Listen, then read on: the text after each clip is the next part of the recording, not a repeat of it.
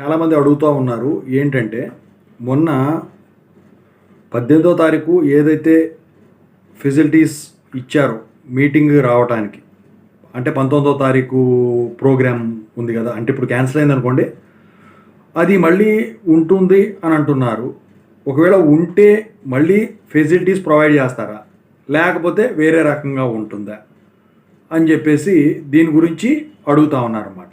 So ఇక్కడ ఏంటంటే మీరు గమనించాల్సిన విషయం, మళ్ళీ వీళ్ళు కనుక ఈ ప్రోగ్రామ్ ఏదైతే ఉందో అక్కడ స్టేజు ఇవన్నీ తయారై ఉన్నాయి కదా, పలానా డేట్కి గనక అది కండక్ట్ చేస్తున్నాం అని గనక వాళ్ళు గనక రిలీజ్ చేసినట్టయితే అఫీషియల్ అనౌన్స్మెంటు, సో అప్పుడు మళ్ళీ ఇదే విధంగా పెట్టేదానికి ఛాన్స్ ఉంటుంది. ఎందుకంటే అమరావతికి రావాల్సి ఉంటుంది కాబట్టి.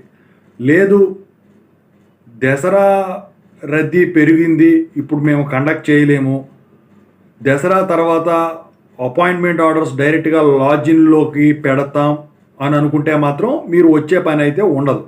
మరి ఈ రెండిట్లో ఏది చేస్తారు? ఎందుకంటే ఇప్పటికే స్టేజు అలాగే ఉంది, అక్కడ వచ్చేసరికి అక్కడ ల్యాండు మొత్తం లెవలింగు ఇదంతా చేస్తూ ఉన్నారు. ఎందుకంటే నేను మాట్లాడుకున్నాం, అక్కడంతా మట్టితో తడిసిపోయింది అది ఇది అని చెప్పేసి.